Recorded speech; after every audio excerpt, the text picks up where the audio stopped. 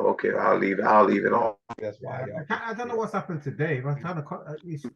I don't know. It's So and it is quiet. what. It says it's going to come on, but Brother Lee, Delvin what's is that? on mute. Did he Huh? do? Okay. Can y'all hear me? yeah. Peace and y'all bless, Brother Delvin, Brother Peace. Benaiah for Love, cert, love, love. and Brother Hank. Yeah, please. All good. Okay, No. but y'all can hear me. Yeah, we Yeah, all can yeah. hear you. We all can see you. Good, good. I'm all set. So Lee, what's 'Cause I up, don't have man? my What cell have you been up phone. to? I've been trying Tell to me, Lee. keep myself out of this pine box. I know because the last time you was on, you was coughing and Yeah, it's still ongoing. I probably figure it's been 4 to 6 weeks now. It's been pretty bad. Uh, Wow. it's especially bad at night. During the day, I'm fine. Physically, I feel fine, but the cough and all the stuff that goes with it, it's a bit much. But maybe it's you not know, maybe all they got mucus. You need to get rid of the mucus. yeah, a lot of that. So I figure in a few weeks I should be okay. Do you have any? Right now, still, I still cough a lot right now. Have you been drinking some eucalyptus tea? Eucalyptus? No, everyone has suggested eucalyptus tea and a couple other It's, herbs and some other stuff. Right. I just don't have the time to do that kind of run around just yet. But Okay. I'm off for 10 days, so excuse me. try some sea moss. I will get it. Yeah. I mean, I tried tasting that one time. Oh my goodness. CMOS doesn't have a taste to me. That That's stuff is probably absolutely myself. disgusting. What you do, you take the sea moss, get some watermelon, blend it, make a smoothie. Uh yeah. Yeah. I've tasted that one time. I was like, ooh, that's a bit much. But uh you know, worst case scenario, I'll go to my doctor and get some more antibiotics, something stronger. If not that, like I said, there's some other remedies that I can try. But right now, I'm just gonna tough it out and see if the body can just kind of rid it on its own. So that's Okay. pretty much where I'm at right now. But it's a bad sinus infection is where I'm at. But it's nothing that I'm not accustomed to. Anyway, so how are things in your neck of the woods, in your part of the world? How are things, Lee? Well, uh, I'm thinking for a lot of people difficult and beginning to be more so, especially as it pertains to jobs and finances, and the constant rise of everything from housing to food.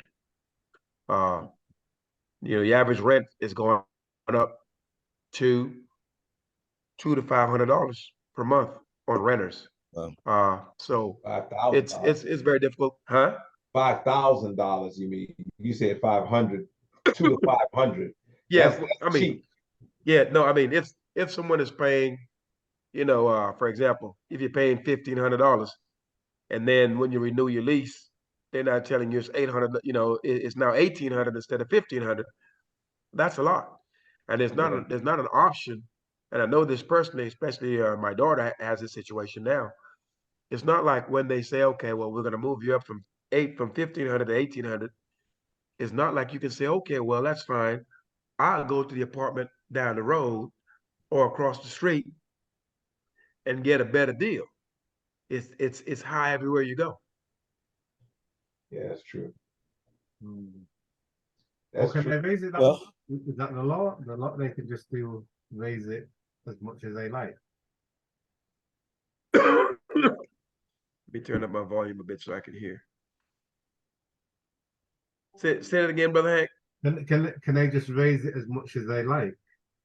Well, Seems like they're Law doing. saying that there's a limit, like 10% a year. Or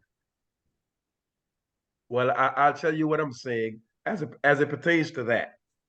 Uh, and the rising of the raising of the prices and the standard of living going down to some degree for some.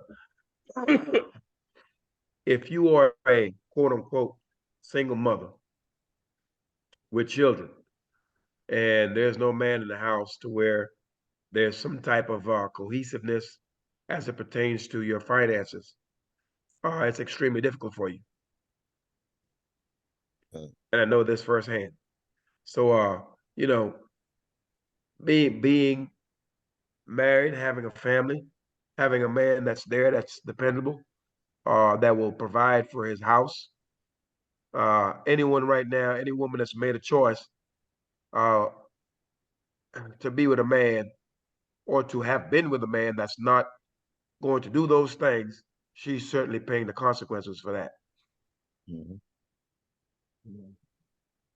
That's And right. I can only assume that this is part of this. Once again, when these difficulties hit, part of the Most High's punishment as well. So, it's getting tough. And I can only assume that it's going to get tougher. How about you guys? It's the same over here. Everything's just going up. All the prices going up. The housing, the food, things like that. I think it's everywhere. Everywhere.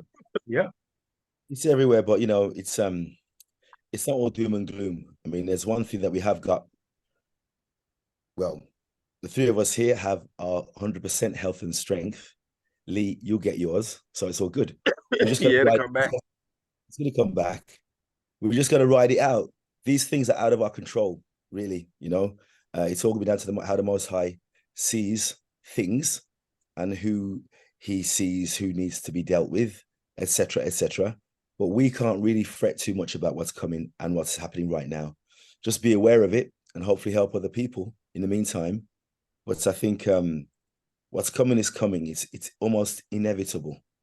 So it's how we ride the storm more so than trying to stop the storm, because I don't think we can stop the storm that's to come. That's my opinion anyway.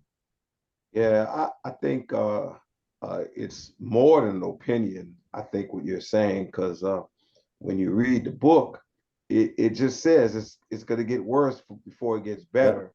But Yeah. if you hold on and you do what is right, what the Most High says in His Word, if you conform to His laws and you humble yourself, you will be spared the things to come. But yeah, it is getting worse. Things are getting tougher.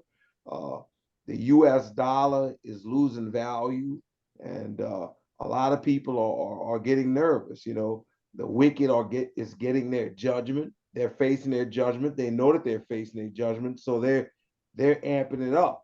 As far as causing problems in the earth because of what's happening to them. They don't want to suffer alone, so they're going to try to make it hard on as many people as they can. And we just have to be prepared for it by taking refuge in the Most High God of hosts. If we take refuge in the Most High and do what He says, hey, we're protected. It's as simple as that. We only know about these things because we're reading about it and we're watching the report. People are reporting on these things, but these things aren't really hitting us. Why? Because we're doing what Yah says. He'll give you a plate. You have a place to stay. You have food to eat, and you'll be able to go to take care of whatever business you need to take care of. That's all you need. Food, clothes, and shelter. We have that. Food, clothes, and shelter. As long as we're doing what we're supposed to do, and don't be greedy, because a lot of people want more money, but do you need more money? Do you need more resources? No. I was watching a video just yesterday, just short little clip, YouTube. I didn't watch the whole thing. And Charles Barkley, the famous former Yeah. NBA player, was saying, there was a time where he had like 6 cars, 6 automobiles. And I don't know if it was his father, but someone important to him asked him, why do you have, how many vehicles can you drive? He looked at him like, what do you mean? He said, well, you can only drive one vehicle at a time. So what do you need 6 vehicles for? Is that for show? And a lot of us, we want things, but we don't really need what it is we want. What we need to appreciate is what we have. Do we have the necessary things to survive, and are we appreciative of what we have to survive? As long as we have that, we'll be fine. And just keep serving the Most High, doing what He says, and we'll just watch from a distance what's happening. We'll just watch it. We'll just see what happens to the wicked. That's what the scriptures tell us. I read these scriptures every day. That's what tells us we will only see with our eyes what becomes of the wicked. So we're witnesses. We're witnesses, and we have to act as such. We have to be that. We have to keep our eyes open. So you're right, Delvin. You're 100% correct. As long as we're doing what we're supposed to do, we're going to be fine. We have our health. There's a saying that your health is your wealth. Hey, if you have your health, you have it all. That's right. When you don't want anything, you get everything. When you want everything, you will get nothing. Simple as that. So not to push it or force it, just battle through what we got to battle through. But give thanks and praises every day, and He'll look after things.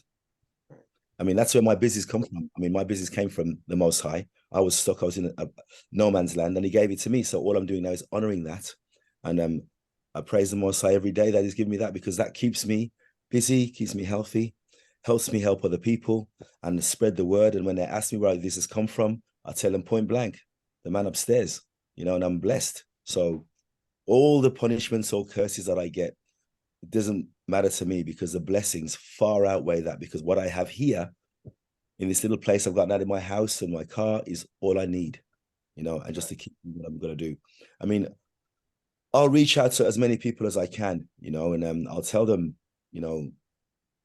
there is someone watching over us all, and He'll keep us all safe if we remember the fear of Him. When I say that, all these blessings we've got, the most I could take them away like this, but He won't do that as long as you talk to Him and have your relationship with Him and keep doing what you got to do and help others in the process. You're going to be all right. So all the madness going on around the world, I'll look at it, I'll if it's on my TV or on YouTube or whatever, I will look at it, but I know it doesn't affect me. I just carry on doing what I got to do. Simple as that. That's right. Have you guys heard of the situations that's occurring in the waters? That these marine life is attacking people, man. There's what they call killer whales attacking these vessels. What is that? How does a killer whale know to attack a vessel? That hasn't been happening before. Why is it happening now? Answer that question. I think I know the answer. I haven't seen that. The killer whale. No, I haven't seen that. A lot of things are happening in the sea right now. A lot of things, and also the this alien agenda. They're really pushing that right now. They're really pushing it. UFOs everywhere. USOs as well in the water. It's everywhere right now, and it's all smoke and mirrors. Though it's all staged. That's right. When I say staged, to the blue beam or their own crafts in the sky, that they're doing what they got to do, and their own drones in the sky, and people are filming this and trying to scare people into thinking that the aliens are coming and whatever. And as we know, there's no space. There's no aliens. Look up in the sky. Look, while they're getting their judgment here, He wants you to look up in the sky. Look underwater. Just keep your eyes looking away from what's happening to us. Because we don't have the answers for it. They're all distractions. That's what the wicked. We don't have the wicked doesn't have answers, but he doesn't want you to see his judgment upon him. But yeah, we know what it is. We know what it is. Right? Even though you say to people about the judgment, a lot of people don't want to listen. They don't want to hear. Like yeah. You waste your time when you talk to people. I tell you, that's been a thing that my wife and I talk about a lot, because sometimes my heart bleeds for my people, seeing us suffering, seeing, things that's in the news. This young man, Ralph Yarl, being shot because he knocked on the wrong door, seeing the police killings, just seeing disarray and foolishness. There was recently this thing that took off on TikTok. It was, all over the social media, where this guy in Chicago punched this woman in the face. Did y'all hear about that? I haven't. Yeah, he told her, he said, if you say one more thing, I'm gonna knock you out. Yeah, you're kind of smiling, Henry. You've heard of that? Yeah, I seen it 2 days ago. Oh yes. Yeah, and he punched the woman, and he was beating on the woman, and the woman's son, who was 14 years old, came into place. He had a gun. he protected his mother, he killed the guy. And that was all, people were talking whether it was right or wrong and all this. The city of Chicago charged the woman and the guy and her son, but eventually they dropped the charges, so they let them go. Now the woman is suing the city, I think, for making the arrest and all. It's all kind of foolishness. And what is it all about? It's because we are looking for ways to do things, but we're not turning to our creator. He is the one that we're actually at fault for putting ourselves in this situation. But it is for us to get out the situation by returning to the culture and the laws that Yah gave us from the beginning. That is the only answer for anybody. If you do that, then you fall under protection of the creator, and he will watch over you. He will make sure that you're protected, because this world is wild, man. This earth, the things that's going on in this earth, it's crazy, man. It's too much to keep up with. It's too hectic to keep up with, to be honest with you. Yeah, you're right. You're right. Uh, And TikTok right now is like a spray gun. And the amount of truth and craziness and videos and UFOs, it's like never before. It's like never, ever, ever before. And it's increasing as well. So what do? You run after that and follow it and go crazy? Nah, man. Leave them to it. Leave them to all their distractions. You just get on with what you got to get on with and do your thing. Give thanks and praise. Help others when you can. And that's it. That's the beginning and the end of the story. For me, anyway. Yeah. It's a shame Dave's not on here, because Dave's doing some great work. He's shown me some of his latest talks, and they're really, really interesting. Really interesting. And I know he's helping a lot of people. So hopefully I'll speak to him soon and we'll catch up. But it's a shame he's not on here, because he will tell you some stuff that he's been up to, and it's been really productive, really good, And he's ignoring the distractions as well. It's quite funny, really, So yeah, it's all good over here. All good, all good. No complaints from me. No complaints at all. That's good. Cool. Henry. So listen, what we got to do? We're going to do is hear Henry talk now, because I ain't heard him talk for a while. Talk to me, Henry. It's just things. I see things going on here. When you talk to certain people I talk to some I talk to some people you see the videos like the Israelites, but they're still believing in this Christ, the Israelites of Christ. I'm thinking basically they're just going full circle as I see it. I don't understand this. They believe in they know who they are, but they're still going to the Christ figure. Oh yeah, but it was black. It never existed, but they cannot. I don't understand. They cannot see, And you see the Muslims. They believe that oh yeah, you was God's chosen people, but because your ancestors committed sin, now it came down to us. I think but we're in a blood covenant. So how do you come down to you?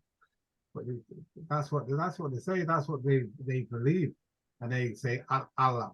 I say yeah, but it's you basically your book, as I saw it on my research, has been written by the Catholic Church, like the New Testament, but they can't accept that. I said you got the JC character in your book, so how did that JC character get in your book? And it's in the New Testament, but it's not in the Torah. Yeah, that would stump someone. On like what you're saying, Brother Hank. I mean, I can speak for my personal experience around here, is that a lot of individuals that I have spoken to in years past are actually now, they will say the Most High when they've never said that before. They're now looking at videos and listening to things pertaining to Torah, and beginning to have a pretty good grasp of exactly what has happened and what is happening. But there's a little mix up with that too. It seems as though we've got, once one set of information hits our people, a wave of some contrary information hits them also. So you've got some to where, okay, they were, I know one guy, excuse me, he was New Testament Christian, so to speak, and we've had some discussions. And he started looking into the Torah and reading the Torah and looking at some of the things that I pointed out to him. So he started understanding that he was of Israel and we were against the law. We actually walked contrary to the laws, etc. So he started gravitating towards that. And now he's much more of we are the original people of the Americas. We are the American Indian now, is what he's saying. And we've always been here. So it seems as though our people are being bombarded with information and they don't know exactly what to take a hold of, so to speak. They're Christian, they're Muslim, they're 5%ers, they're Native Americans, they're a whole host of things. And so there's a bit of confusion going on, so to speak. Something else that's going around the table a lot lately, because even my wife spoke about it, she told me about it, is this notion that America is the Holy Land. Y'all heard of that one? Oh, yeah, we heard that a ton. And there's guys who actually will fight you up and down on that one. So, once again, I'm saying once some information is put forth to our people, someone somewhere has a vested interest in taking whatever path that we're on and trying to send us the other way. I know. And why do you think that is? Well, I tell you one thing, our brother Benai, it's that, there's this thing that we don't support each other and we don't trust each other and all of that stuff, right? And all of which I know to be false, because we will listen to one of us faster than we will listen to anyone else. And this is just the facts. That is why when the disinformation is being sent out, they always use one of us to do it. Because we're going to listen to one of us before we listen to anyone else. That's just what it is, from my experience. Right. But I never got this, even as a child. Now I know the answer, but I'm just kicking it around the table so we can talk about it. But if I could ask you, Lee, because this is my line of thinking. You're a martial artist, Lee. Tomorrow you're going to go up against. You're gonna have a contest. You're gonna go up against a 5-year-old. You have to defeat this 5-year-old. Who's never trained in martial arts. He's only 5 years old. He's never studied. Don't know anything about. You have to go out to defeat him. Let me ask you, Lee, or Malachi. I'm sorry for using your name that's on here, but Malachi, let me ask you this. Would you attempt to sabotage that 5-year-old to ensure victory for yourself? Yeah, that's a good one. That's a good one. Especially if you feel as though this 5-year-old has no chance of winning, or he's inferior to you, etc. Why would you put so much stumbling blocks in the way of someone or a people that hey, they're inferior to me or inferior to us, etc. Right. So these are things that we ought to question.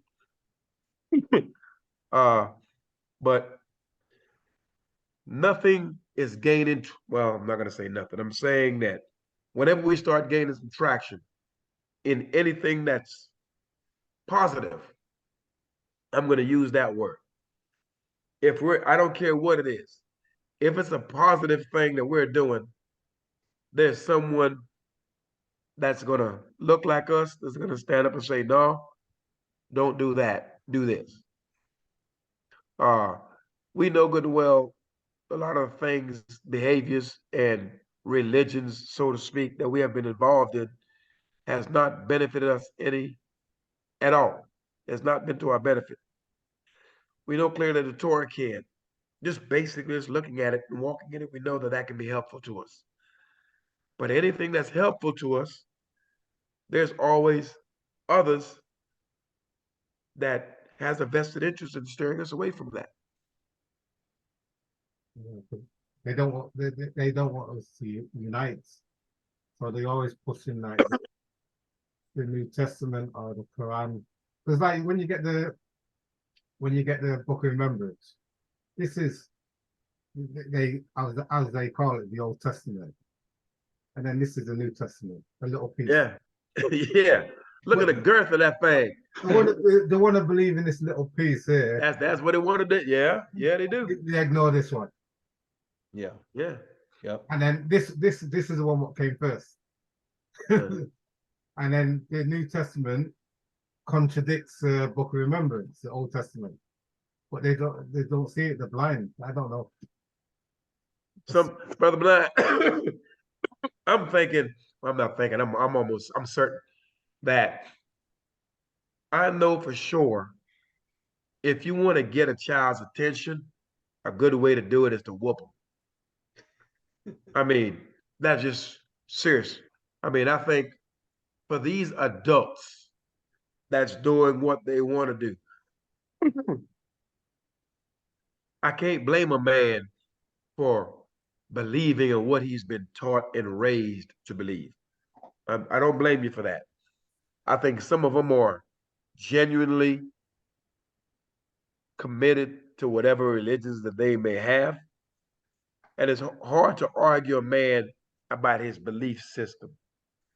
But in order for us to all know what is right, and for those who are wrong to know that they are wrong, it's going to take some drastic measures to where some people are going to have to see some things that they've never seen before. And it's going to have to be bad for them to really understand, yeah, this is the way I need to go. But there is no such thing now to where people get sick all the time, people die all the time, people get hurt all the time. We've been seeing this since we were children. So none of us is taking heed to, okay, this may be because I'm doing something wrong. That's why this is happening to me. Because we get sick all the time, we die all the time, we know relatives that die, etc. But when things happen on a global, so to speak, scale that really wipes out a lot of people, then we all seem to stop and take notes. And I think it will take something like that, the Most High moving in such a manner that is unprecedented, for people to say, okay, yeah, we need to revisit and rethink everything. Yeah. At this time, a lot of people are dying more than before, but because of media, they're not reporting it. To realize, you know, listen, what I think is this: the eyes are useless if the mind is blind. Okay, your own senses will tell you what's going on, and when it tells you what's going on, it's your duty then to tell others. But again, people may have ears, but they don't listen. Okay, it's no point dwelling on trying to bombard people with things that they won't really understand, because a lot of the people, even of our own color, may not have the Most High in them, meaning they will close the door on anything other than JC or whatever, and they'll use these things as crutches to live the way they want to live. Okay, and when you live that way, you don't live in repentance. You live how you want to live. Basically, do as thou wilt. Now, we've all got to use that one word, discernment, and how much of this we can take when we speak to people and when we mix with people. I don't mix with many people. I mix with the people I train and my team that I have working with me, and they are all very well aware of the Most High. Okay, very well aware, because that's where I'm at. I let them know that. But outside of my particular community of vibers, vibe instructors and teachers, etc., I don't really mix with many people. Now, I teach in front of many people, but I don't mix with them. But believe it or not, understood. That's understood. believe it or not, there are one or two who ask me certain things because they hear things about me, and they give me the opportunity then to let them know what I know. And obviously, I don't lay it on too strong, but if they're asking me questions, I say, when you ask me things about this world, I'll tell you, be careful what you ask for, you know. But I too have to discern on how deep I go with this stuff. But I'll never refrain from my true belief in the Most High. And He brings these people in front of me to exorcise my knowledge onto people, whereby they too can exorcise it on others. And that's basically how my company works. You know, I don't know the kind of work you guys are into. I know, Benaya, you're a driver. And Lee, what do you do? I work in auto manufacturing. Oh, well, okay, cool. Well, I know I meet a lot of people on a daily basis, different people. And again, I don't really mix with them. I'm a bit of a weirdo, which I quite like actually, because only certain people, No, I'm only gonna tell you, we all are weirdos. That's not I weird. mean, That's not weird at all. I know you I'm the can. same way. I do the I same. know I'm, you I'm can. the exact same I way. know I you, meet a lot of people, and I just, hey, how you doing, and talk to them. But yeah. once I'm done, that's it. That's it. I go my separate way, and I stay isolated. That's it. Yes. That's not Because weird. because when you get into some subject matters with some people, a lot of what you say to them, they're not really going to comprehend it. Okay. I had this discussion with Dave. There are people you're going to meet that while I'm talking now, you're thinking about what I'm saying, anticipating what I'm going to say. You're also thinking about, I've got to sort out this cough. That's you, Malachi. And you're thinking, I've got to go and have some food in a minute. And I've got to make sure that I get to the van to fix the van. And you're thinking about these things while I'm talking to you now. Okay. That backroom thinking, I call it backroom thinking. There are people that you're going to meet that don't have that. They don't have that. We are peculiar because we have this. And you know you have it. But the problem that we have and our people have, we assume other people have that as well. Believe you me, they don't. And I'm here to tell you right now, yeah, they don't. I'm telling you, when I'm talking to you, even now, you're thinking of things and what I'm saying and instances and your own experiences of certain things like this. That backroom thinking that you have, it's a gift. It's a gift because many people haven't got it. And the ones who do have it, they don't know how to exercise it in the correct way. Now we've been given this gift, right? It's been it's a blessing to us all, and it helps you discern to basically to think how much you say, how much you don't say, what you wear, what you don't wear, what you speak, what you say to people in regards to certain subject matters. All these things go on because of this backroom thought that we've been given. A lot of our people think everyone has that backroom thinking. They're only facial thinking, or they go one stage, maybe two stages, but no more than that. I can go 10 stages down, 20 stages down in my head, and you guys can too, and you know you can. But I'm afraid to say there are people out there we liaise with that don't have that backroom thinking. And You said something. One or two stages. I'm sorry. You said something, Delvin, that I found. I might start saying it myself because it was beautiful. If you can have eyes to see, but if your mind cannot see, it's useless. How'd you say that? Right. The eyes are useless if the mind can't see, or better still, the eyes are useless if the mind is blind. There you go. There you go. I like that. And that is absolutely true. That's 100% correct. That's absolutely. I like the way you said that. I might use that myself. That's a nice, short, concise way to put it forth. The eyes are useless if the mind is blind. You know, Henry, you're showing someone that the Bible, the book, and they're going to go with that little tiny piece, and there's all that background knowledge that they're forsaking for that little piece in there. And there's many instances within that thick part of the book which can explain every single thing in those few pages, but in detail, great depth. And people refuse to look at it. They refuse to acknowledge it. For me, I leave them to it. Because if their mind is blind, I can't help them. Yeah. There's only one divine can open it for them is the Most High. But they have to want their mind to be unblocked. They have to want it. Some don't want their mind to be open. They want to leave it because it's comfortable, comfortably numb. Nah, man, I'm alive. I'm alive and kicking. Yeah.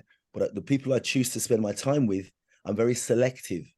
Because when these people are of blinded mind, it's very hard to break them down. And you can get into verbal conversations which aren't very nice, get into arguments, but it isn't worth it.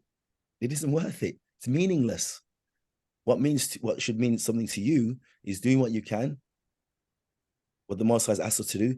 Watch Torah, know Torah, deal with it the best way you can. When you can't, rush to repentance or ask for guidance. But that's the pathway we take. That's our pathway. Their pathway is a different path. And where they're going down that path, there's no point following them. Ask them politely, come this way. You'll see some things that you won't really know about. And maybe you should think about some of the things that is down this pathway. They don't want to go down that road. Black, white, green, brown, doesn't matter what color, them days are over. Yeah. This black and white thing, it isn't as it seems. The whole of Hollywood is run by Ashkenazis. We know that. Well, there's a lot of black people who are high up in Hollywood as well, do some terrible things, and they don't care. They don't even care about the people, and other people follow them. And there's nothing that they're doing is productive. You can't have a preacher who has 5 private jets and a 25 million pound mansion and think he cares about the people. If you can't see that with your eyes, then your mind is blind. Simple as that, So if you're going to follow that man or that preacher or whoever it is, male or female, and they're spilling out things from that little testament thing, and people are loving that and they're giving loads of money towards that, that's their business. If the Most High brings them to your door, then you explain to them politely, clearly, and sensibly what the score is. If they want to listen, they listen. If they don't, they don't. But the less you mix with these people, though, the better it is. The Most High will make your pathway nice. He'll keep it clear. You're going to have food. You're going to have your health. You're going to have your strength. He'll keep it clear. Because those people, he knows you can't help them. But it's nice to exorcise the word. It's nice to do that. When I do that, I laugh because I hear myself doing it, and the back room I'm talking about, going on and on. I'm discerning how much I say, what I don't say, and it's beautiful though, because that's like exercise for me. Just like the sun is our food. When I speak the word, that's like another source of food to my soul. Clarification of the mind is good medication for the soul. Remember that. When things are clear in your mind, that's why when I say the eyes are useless if the mind is blind, yeah, clarification of the mind is good medication for the soul. If the mind can't see, the soul will rot. I'm telling you straight, if the mind can't see, the soul will rot. Be very careful, because it's the clarity of the mind that feeds the soul. When you know these things, they'll be open to you to tell other people, and you got to take it in and take it on board. That's where the discernment comes in. And then you'll know what's right. And if you put the Most High first, you can't go wrong, brother. I don't care what anybody tells me. The 3 stages of discernment, I'll say them again. The first stage is him and only him. Put him first. Second stage, watch what comes out of this. Watch what comes out your mouth. The third stage is watch how you react to what comes out of other people's mouths. That's discernment. Yep. Now, people say you have the Ruach HaKodesh with discernment. Of course you do. But if you put the Most High first, you can't go wrong. That's my war cry for everyone listening. Because if those eyes are open, yeah, you see a lot of stuff. If the mind is blind, it makes no difference whatsoever. That mind has to be open. And remember, knowledge is not power. Increased knowledge is increased sorrow. Knowing that is the power. Why is it the power? Because you can prepare. The best cure for everything. What is it? The best cure for everything. But I would say a very good cure is knowledge and understanding and the application of it. You Yeah, have to apply what you know. And you can't apply what you don't know. If your mind is blind, yeah. you fall victim to anything. That's because you can't see. You Exactly. know, that's my view. What say you? I asked Lee the same. Well, we know certainly the Most High said that our knowledge, wisdom, and understanding, our ability to see, hear, and understand, for him to grant us that ability, it will require us turning to his law, statutes, judgments, and precepts. So I do feel as though the reason why Brother Delvin is able to express what he's saying uh, is because he has that light, he has that lamp before him, and that is the law. Uh, we all know that to remove the law is to remove that lamp, is to remove that light. If there's no light before you, then you're walking in darkness, which means you're going to stumble and you're going to fall. So, Let me just cut you right in there, yeah, because you've answered the question in a roundabout way. The best cure for everything is prevention. There you Yeah, go. And prevention comes with knowledge. You know how to prevent something if you know. You and have the to know. knowledge comes by way of that law, And statute, it comes, judgment, and it's precept. all connected. just like dots all over the screen, they connect all this. That's why the 3 stages that I talk about, that I preach about, actually, it's very hard, but at the same time, it's very easy. It's very easy. Solomon's repentance is like Ecclesiastes, Proverbs, these writings are unbelievable. They're unbelievable writings. And Ecclesiastes is one of my favorite because Ecclesiastes explains the fitness industry to me to a T. Okay. It's all like the seasons. Once something comes in, then it goes out. And believe it or not, the same thing comes in again, then it goes out. So really, letting them affect you too much, that's not really cool. Yeah, because it's going to go anyway. It's going to pass anyway. So why are you going to predispose yourself and being het up, angry, lower your vibration with a thing that's going to pass? Okay. So, and when it passes, it's almost forgotten because something else comes in. So you got to keep yourself together when these things are passing and passing and passing. You keep yourself together by having those 3 stages of discernment, and you can't go wrong. You just can't. And whatever punishment or curse you get, you deserve. You deserve. But I tell you what, when I get punished, I love it. I love it because at least I know the Most High cares about me enough to keep me back on the straight and narrow. I'm telling you straight. Some of these people, they're gone clear. Enough man I thought who would have knowledge and understanding about a lot of the subject matters we're talking about, they haven't got a clue. They haven't got a clue. That back group just isn't, all the doors are shut. The lights are on, but no one's at home, and it's difficult to deal with. But when you know it's there, it becomes a bit easier. When you know they haven't got what you have, it becomes easier. And your discerning is easy then. It's not as confusing because you can waste a lot of time on some of these people, but it's unnecessary. Okay, so increased knowledge is increased sorrow. Knowing that is the power because you can prepare. And if you get into any discussions with people regarding a lot of these subject matters, you, Henry, for instance, about that little piece and that huge piece there, I don't waste my time too much going over it because but it's for all to see. it's like me. I talked to one guy. He knows he's an Israelite. He's doing his research, but he was still stuck on the JC. But now he just sent me a video. I said, "Oh, I realized it's that he realized that he's come away from the JC now and just focus on the Most High." Yeah. But when that So, happens, that's a blessing. It yeah. really is. It really So is. it took him time to realize, but in It's the end, rare. he Yeah, well, realized. give thanks, man. Give thanks because it's rare. It's rare. We could have these discussions, I don't know, 30 times a week, and still brothers won't even give us a time of day. They won't give us time of day. But that's why there's no need to get concerned about it. There's no need for it to worry anyone. There's no need. Don't lower your vibration for that. I Raise it mean, and get you know, raised vibration. This is why with Leo smiling there, right? Which is good. Yeah. What will help cure you? It's difficult. Is raise your vibration at any one given moment. You can do it. All of us can. Whether we exercise it or not, that's up to you as an individual. I need to cut down the trees. That's what I need to do. Well, at any one given moment, I raise my vibration. As soon as I raise my vibration, things happen, things change.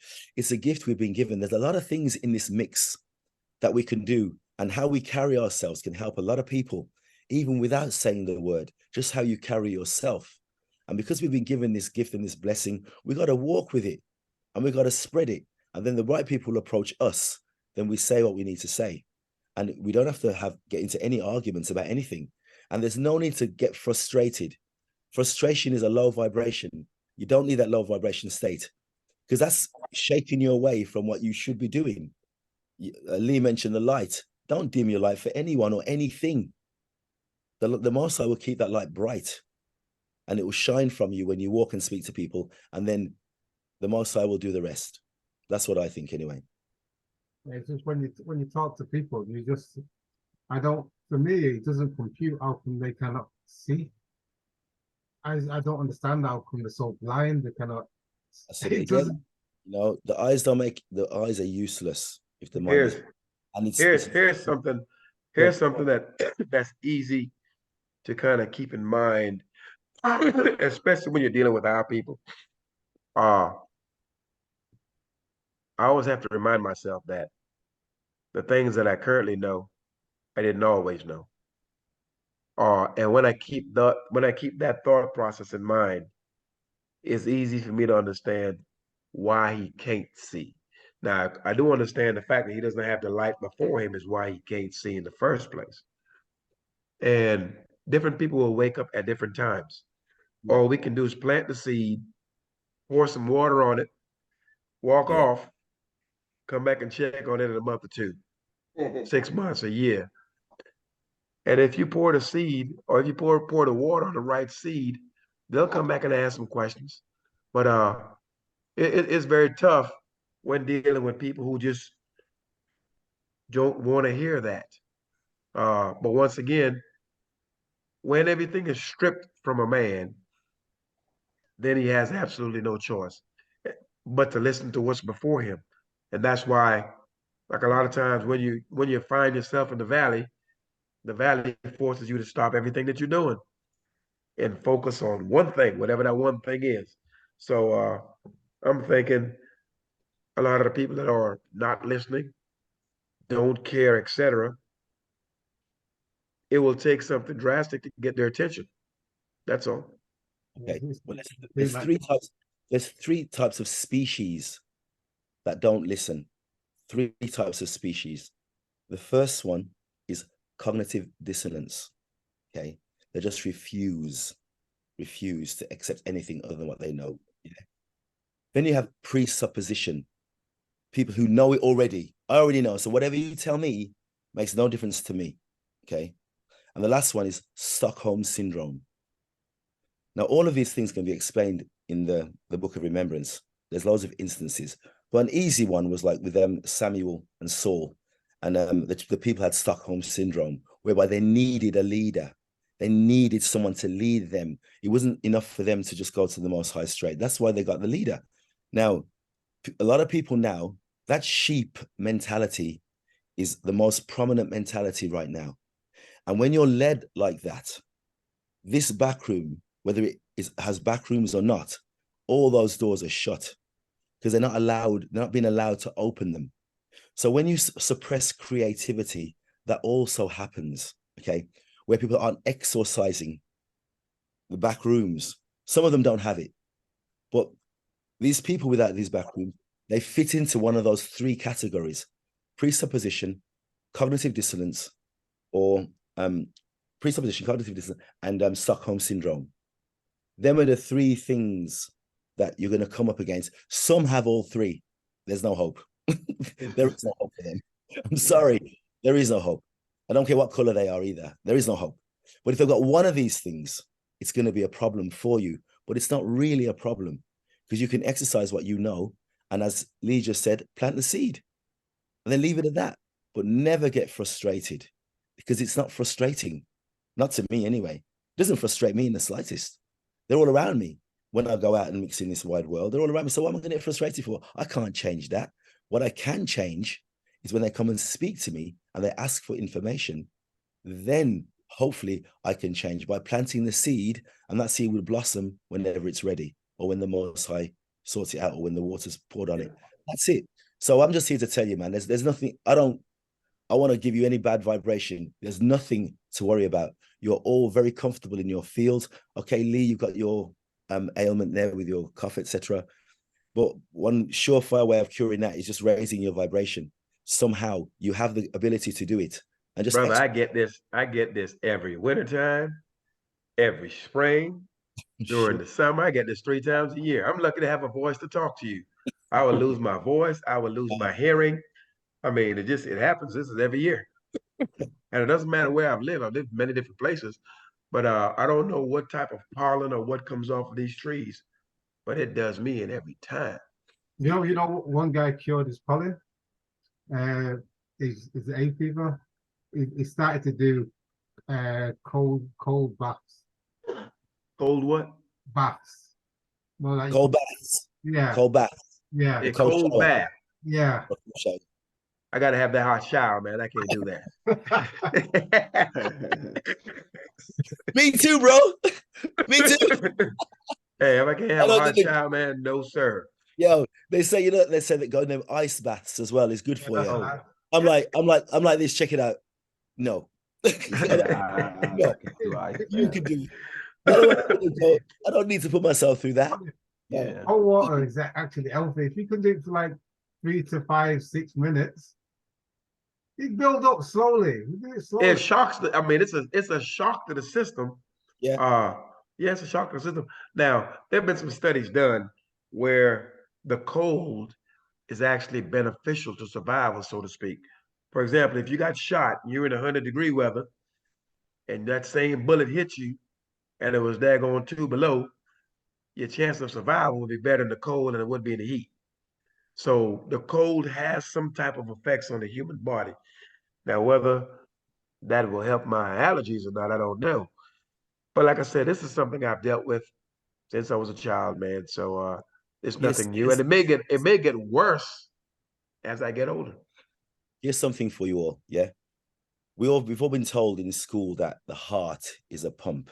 Yeah, you've all taught that yet. It ain't a pump. The heart is a valve. Okay. Yeah.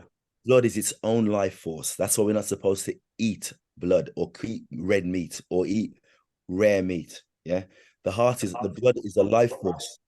Now, within the blood, sorry, it's its own life force. When you raise the vibration of the blood, it helps you cure a lot of your own personal ailments. Exercise and fitness is one of those things, because when you do exercise and fitness in group exercise, you raise the vibration, and it raises the vibration of the blood. Okay. And when that goes around in the body, it helps your immune system. It helps you walk, talk, makes you operate much better. So when I'm saying raise your vibration, that's one avenue whereby you can raise your vibration, and the blood will do its thing, and it will help cure a lot of the ailments you have in the body. Now, whether people want to believe that the heart is a pump or not, doesn't bother me none. I know it's not a pump. It's a valve. A lot of blood is stored within the heart, and it goes through it, but it ain't no pump. The heart's beating like this, boom, boom, boom. The blood is its own life force, and that helps you cure many ailments. It has to raise its vibration to do so. That's when you run or do exercise, or when you do martial arts. These things will help you not get these ailments. You won't be susceptible to colds and flus and that kind of thing. I am not really a fitness instructor. This is breaking news, brothers. Yeah. I'm in the business of vibration, hence the name of my company, Vibe Concepts. I'm in the business of vibration. I raise vibrations. In doing so, you become a healer, not an instructor. You become a healer, a physical, mental, and verbal healer. So people in the fitness industry, okay, a lot of them do fitness and they do instruction. I go beyond that. I go out of my way to raise vibrations. When people come up to a class with me, they're bouncing off the walls and they can't believe how fantastically free they feel. Now, I've been given that gift from the Most High, and so I cannot neglect it. It's a responsibility that I have, and I give it out as much as I can every single day of my life. What I'm saying to you, Brother Lee, is sometimes you have to raise the blood's vibration, and that will help cure you of many things, even without you knowing it. That's all I'm saying. That's all I'm saying. Bro, I hear what you're saying, but I've been doing martial arts all my life. Yeah. I'm fit. I'm in shape and all of that. That does not help my allergies. I'm trying to tell you that right now. Yeah, I can Well, tell. because that's your normal way of life, that's the norm. You may have to do something out of the norm to raise that.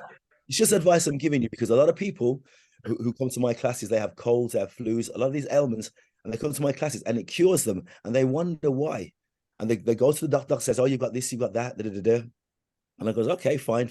Come to my class. And they'll go back to the doctor. The doctor says, wow, how come you're cured? And they said, I've just stepped on my exercise. I just do more things. I go to a class and I raise my vibration. And I tell them, say you've raised your vibration. A lot of doctors don't like hearing that, because when they hear that, they know people can cure themselves without going to them. Okay. Remember, the only way a doctor's going to have a business is for people to keep coming to him asking for pills. The pharmaceutical companies in the world are the most biggest financially grossing companies in the world, more than anything. So they got to keep people coming back. Mental health is on the rise right now. All the mental institutions now, they're jam-packed. Right now, the NHS, there's lots of funding now because the NHS can't cope with the amount of mental people or people with mental health problems. Okay, so what they've done now, they're giving out funding. Okay, they've got lots of funding to different organizations to help people with ailments and with non-exercise and mental health. So I'm hopefully getting some kind of funding soon to go into the community and basically go into all the community, not these big expensive fitness centers. Forget about them. I mean, in the community itself, where people don't really do much exercise and they don't really know the benefit of exercise, and they can't afford to go to these expensive fitness centers. So I'm going into the community with this healing process, okay, because I know it works. And a lot of people tell me, asking, they tell me. So it's just advice that I give out to everyone, vibration. Well, I appreciate that advice. I appreciate it. I'm going to look into that. I like that. Well, check this out. I went to Germany a couple of months ago, to Cologne. I don't know if you saw a picture of me pointing. You see me pointing at the door, Henry? That huge door. I was in Cologne. Well, Cologne Cathedral is a big black cathedral. It's a massive, massive cathedral, and the doors are about 4 times the size of me, and I'm 6 foot. 4 massive doors. Anyway, I went to Cologne. At Cologne in Germany, they have the biggest fitness expo in the world. Okay, it's the biggest fitness convention. It's in a building which is like a mini city, and everything to do with the fitness industry is in there. And this was the first year ever that they've concentrated on water and vibration and movement of water with fitness equipment, and also working with air. I mean, there's a trend here. Can you hear it? Water, yeah, air, and earth, vibration as well. All natural things. This is why I know we're at the end. We're at the end of this cycle, because they've gone back now. All fitness has gone back now to nature. They have got barbells with weights on the end, and on the end of the weights, inside these plastic weights, is water, and that's moving around while you're lifting it and lowering it. So you have to constantly readjust yourself, which is helping your core muscles. And you know all about core with martial arts. Everything from martial arts from the core. Everything. Nothing. Yeah. There's no good doing martial arts without being strong in your core. So these machines are making these weights, or these concepts of fitness. They are basically concentrating on vibration and core and nature, and working with air on the machines, working with air, increasing and lowering air pressure while you're training. Now, I used to work for the company called Kaiser. I used to work with them that introduced this. The long jump record holder, Mike Powell. You know who he is, yeah? Mike Powell, the long jump record holder. Anyway, he trained on this equipment, and he attained the world record by training on this equipment. And that's what raised the profile of Kaiser equipment, because they work with air. But now at the convention, what I'm talking about, everything now is going back to nature and vibration and raising vibration and working with the blood, and the blood going around the body. Wellness is now not just doing exercise or weight training. It's basically igniting the blood. When you get goosebumps, when you hear music, that feeling, that's from the blood, okay, running around the body, and the frequency raised. That's why you get goosebumps. I mean, okay, if you know what goosebumps are outside of what I'm saying, let me know. I'm just telling you now, the life force of the blood goes around, and when it hits a certain vibration, your body can feel it, and it only makes you feel good. And that vibration is raised. My concept of fitness has a symbol. It's a circle with a line going through it. Have you seen it before that I wear? I don't know if I've seen it. You need to hear this. 1 second, stay there. I'm going to say that you're taking too many maybe pharmaceutical things, which is actually no good for the body. What happened to my friend? I was in the Philippines about a month ago. Basically, she's allergic to chicken and she's allergic to seafood. So I gave her some ivermectin. She started taking a little piece on the finger. Then suddenly she found out she's not getting no more allergies just by taking a small little dose of ivermectin. This symbol. This symbol. Okay. That's my company. I'm the CEO of this company. Mm-hmm. There's no one above me at all on this plane, only the Most High. So nobody tells me what to do. No one, only him. Now, this symbol, that symbol stands for something very important. It stands for vibe. That's what my company's name is, Vibe Concepts. Now, listen to me carefully. When I teach, you, Lee, when you do your thing, martial arts, Benaya, when you're talking, Lee, when you're talking, you have a high vibration. Constant elevation causes expansion. So the higher you raise your vibration, the further it spreads. Now, when I teach, that's a person there, and I'm delivering my instruction to that person. High vibration, it washes over them. They sweat. That's what goes down. That's one physical sign of energy, and it comes back to me, and it has that kind of momentum, that cycle. Now, sometimes if people go to your martial arts class, Lee, they'll see you and automatically their vibrations raised because they know you're going to deliver some kind of knowledge for them and they can't wait to receive it. So their vibration is high and it comes to you. So that, again, that cycle then happens again. Now that there, it doesn't matter where it comes from, where it starts, so long as it's there. But there's no beginning or no end to that cycle, whichever direction. That's what this circle is, okay? That's what that circle is. Now, the line through the middle is one pathway of communication, yeah? When I say all praises to the Most High, yeah, and you nod back, yeah, you're receiving that communication. And that's what that pathway is. Sometimes it doesn't go straight. It's going straight to you guys because you get it. But some other people, they may not get it. So sometimes it goes a bit slower and takes a route, takes a pathway. That's just one pathway of communication. So when I teach indoor cycling, for instance, and I go, don't just ride, and the crowd go, feel the vibe, that's a part of the communication process.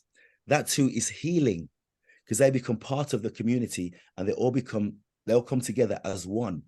Now, it sounds like preaching, but it's not, because if we're going on about the Torah, right, that's what the Torah does to us every time, every day. And we try to stay within that communication. We try to stay within that cycle. We don't deviate. You don't go like this. That cycle has to keep going. That cycle. That's like what the Torah is for us. That's our guide. Now, your pathway on that cycle is different to mine because you guys do different jobs to me. Yeah. Henry, you do one thing. Benaya, you're driving. Lee, you're doing automobiles or whatever. Your pathway is going to be different to me and you'll meet different people to me. But that process remains the same. That process, this process remains the same. It never bends, never bends. And it doesn't lie. It tells the truth. That vibration is the truth. This is why when I say to everybody, I got vibe from the Most High, and I'm doing my best to uphold it. Because within the knowledge that I've attained from having this company, it's taken me to all the truths that I've found in my life. You know, it's led me to Dave, it's led me to you, it's led me to you guys, you know, and all the secrets of the world are coming out right now. And again, it helps me discern, you know. So that's my company. That's what I'm stand for. I'm not a fitness instructor. I'm into the business of vibration, and I'm a healer. And you guys are healers as well in your own way. But you have to exorcise it. But the best healers are the ones that can heal themselves. They're the best healers, the ones who can heal themselves. Now, I hate to say this, you know. When I say I hate to say it, I don't hate it really. I'm happy to say it, right? I'm never ill. I'm never ill. I've never had a cold or flu. Never, ever, ever, ever. I don't have coughs. I don't have headaches. I mean, I've never had any ailment. Now, I'm not saying this from me. Ask anybody. Everyone asks me, why are you never ill? Why are you never ill? You know, it's just the way it is. Because when I can raise my vibration at any given moment, anything that the best cure for everything is prevention. Prevention is the cure. And we know what the prevention is. We know what it is. That's why we got to stay out of these mad places and these mad people, crazy people. Stay away from them. But it also means you got to look after yourself. And if you're expleting the word or trying to help people out, you yourself have to be strong. You have to have wellness. You've got to be fit and you'll be healthy. And you'll be received in the correct way. The one thing that is more important than life itself, there's only one thing that's more important than life. What is it? We're talking about the Most High. It's part of it. Enlighten us. Huh? Enlighten us. Tell us. One word. Choice. Choice is more important than life itself. Because if you make the wrong choice, you're gone. But if you make the right choice, you're gone. You fly. So it's more important than life itself. So when you're talking about your own personal health, your own personal wellness, there are avenues that you should really explore out of your comfort zone. If things don't taste right, maybe that don't taste right isn't the thing. Maybe that don't taste right. Yeah, but it's going to cure you. Them are the things where, again, you have to discern about. I'm in the business of fitness, health, wellness, but mainly vibration with what I say, with what I do, and how I conduct myself. I'll never give anybody any low vibration because I can't. How can I have high vibration at any one given moment given to me and I don't give it to others? Sometimes it frustrates people because the demons within them hate it. They can't handle high vibration. And that's how you start to cure yourself, by dispelling these demons around you, by raising your own vibration. Constant elevation causes expansion. You can't stop that. It's just the way it goes. So the higher you raise your vibration, the more people you're going to help. And the more people will get cured from ailments. Maybe what I'm saying to you, Lee, will help cure you. I don't know. But we have that gift. We have that blessing. But we have to exorcise it, but know how to exorcise it. So sometimes that means coming out of your comfort zone and doing something to raise your vibration, and you'll be surprised at what happens. We can't get the sun when we want it. They blocked it out with the chemtrails. Everybody knows when the sun shines, it's food for our skin. Every melanated person, you could fast forever because you got the sun. You don't need food if you got the sun. The sun's our food, externally and internally. But they're blocking it out because us melanated ones, we're not allowed to have it. They don't want us to have that. That's why they hide it. I'm telling you. You've seen the vibration. Remember the Japanese guy in Moto when they done the vibration on the water and he cymatics. Yeah. Cymatics. It became when they done the music, the nice soft calm, the vibration of the ice in the water came like a flower. It became beautiful. When you pray into a glass of water, you pray into it or sing to it, and you give love to the water in the glass, and you freeze that water. The patterns are beautiful. They're symmetrical. They're amazing. When you swear, when you blaspheme, when you curse into water and freeze that, it's a mess. It's disheveled. It's terrible. Okay. It's within your words. The vibrations are within your words in what you say and what you say to yourself and what you say to others. Those words are healing. Sometimes you can make people drift off with your words. That's why a lot of these psychiatrists, and they use that, but they don't do it in the right way. And if you're doing it for money as well, it won't work. It has to be unconditional. Because when you do that, whatever funds you want to have or any money that you ever need, you'll get that. without asking for it. You've already done what you need to do to receive that blessing.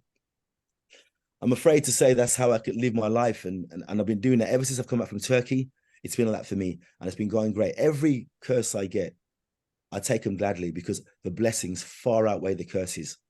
And that's what you got to give thanks and praise for, because the curses are going to come regardless, because we're living. Sin is all around us. Wickedness is all around us. You can't run from it. You're like this, bang, bang, bang. It's everywhere. But it's not here with us. It's not here. This is beautiful, you know, but it's outside of these four walls or these corners of this screen. It's outside my door right now. It's outside my door. Wickedness, you know, but I'm not going to concern myself with it. No, sir. No way. If I did, I'd be doing myself, and more importantly, the Most High, an injustice, because I know better. They don't know any better. They're just doing what the television has told them to do, what the media has told them to do, what the papers are saying. They're following all that. I don't do any of that. No media, no papers, no nothing. Just the 3 stages of discernment. Put him first, watch what comes out of this, and watch how I react. And that's the best advice I can give anyone. And you know, it comes with its headaches, but it's okay. You know, Delvin, you know, you've been talking for a while. I've been listening to you.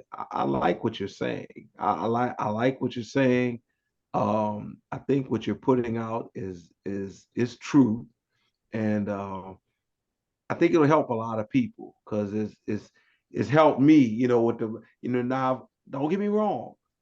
I've heard something similar to what you're saying before, because I look into all sorts of things.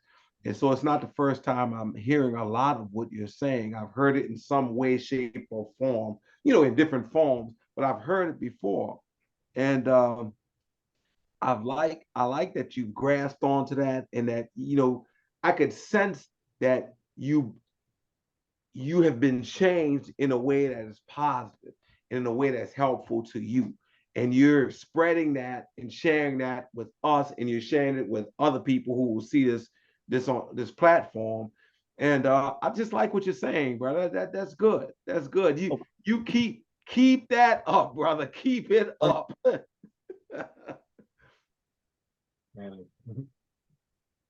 So, Lee, have you got anything? You know, Brother Devin spoke of blood, right? Here's the thing.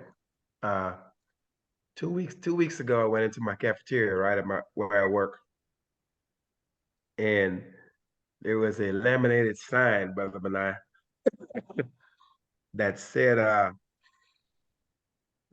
I'll paraphrase it, due to DHEC's Department of Health, due to their strict guidelines, we can no longer serve you half raw food or uncooked food. All burgers must be cooked entirely. This is a sign that was stuck right where you would order the food. Now, when I read that, my first thought was, this doesn't pertain to anyone that looks like me.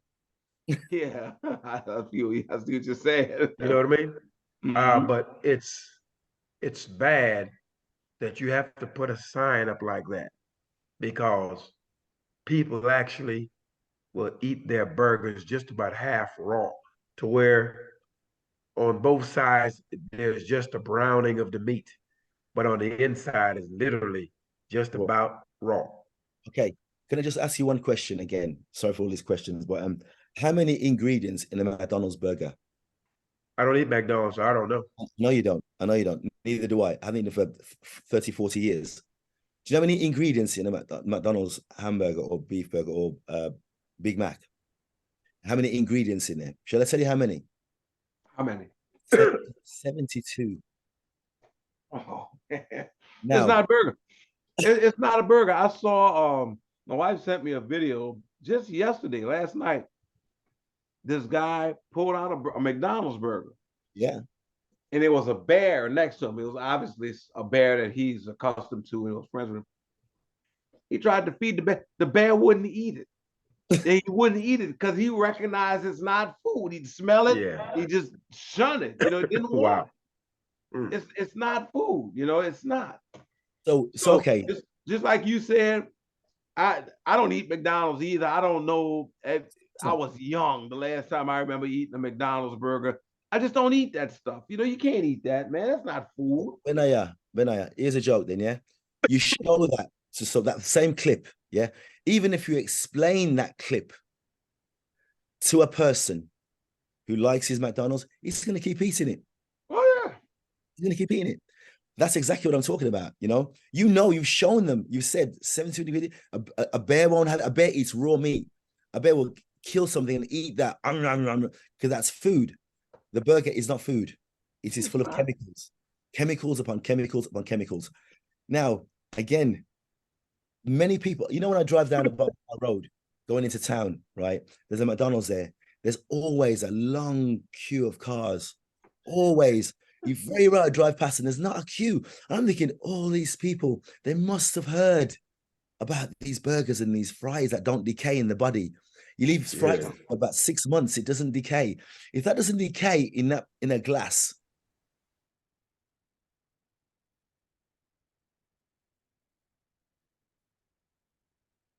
which you chewed it. I'm joking, but it's that bad. It's that bad that the food that they're selling is not food. The amount of one McDonald's venue, the amount of burgers they put out in 1 year, I think it's in part of America now where they have the cows. There's more in that one McDonald's. There's more. Oh, it's freezing.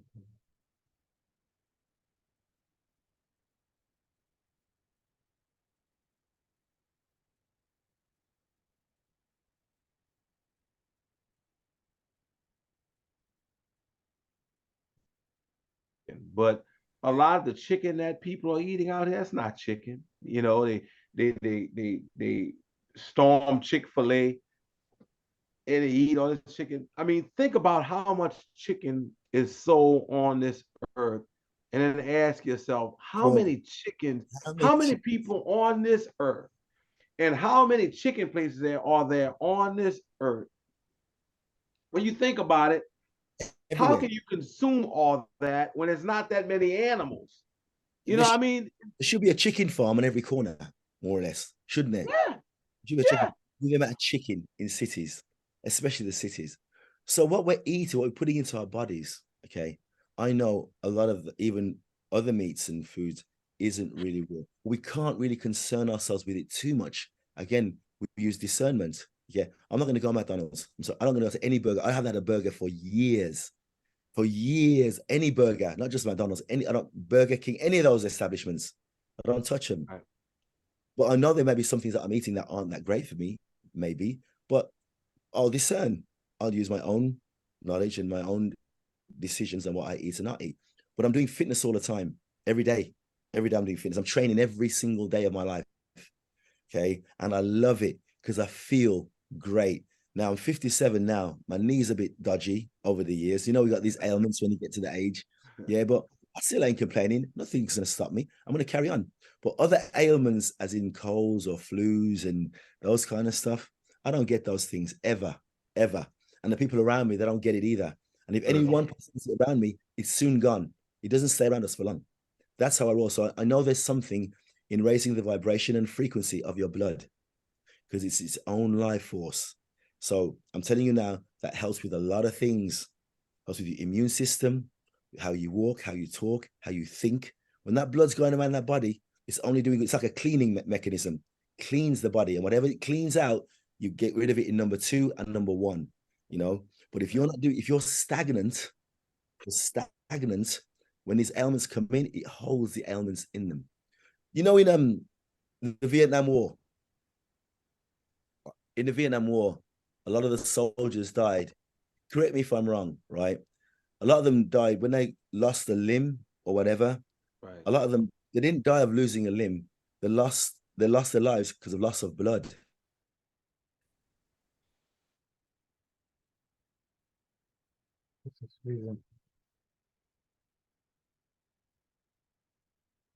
So the first thing they did was put him on a drip and give him blood. That's the worst thing to do because the blood is its own life force. And so it just kept pouring out. It kept pouring out because there's nothing to stop the trauma that man had.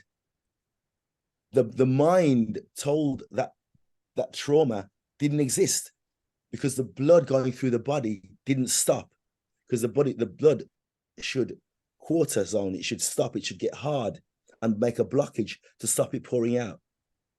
So what they did, we got all this blood into Vietnam, and as soon as a man lost a limb, they put him on blood transfusion, and they died of loss of blood because the blood didn't stop pouring out in their bodies because the mind made the body feel it was okay, and the blood wasn't interfered with, so it didn't clot. That's what I'm saying. The heart is a valve, not a pump.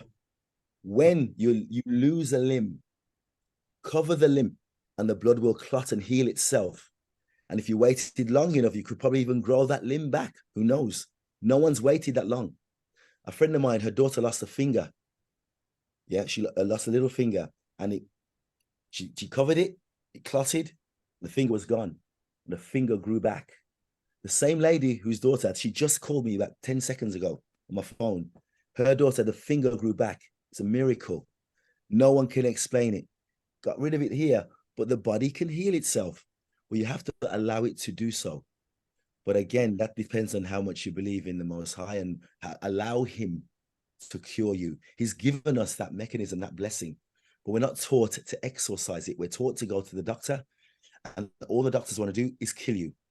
More importantly, make his pocket bigger and fatter so he can buy the next car or a bigger house. That's all doctors care about.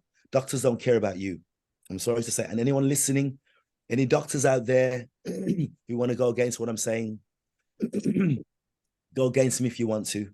But you're in the business of making money out of ailments, out of people's misery. That's where you earn your funds. That isn't good. A lot of the things they give you will cure you for something, but give you an ailment for something else.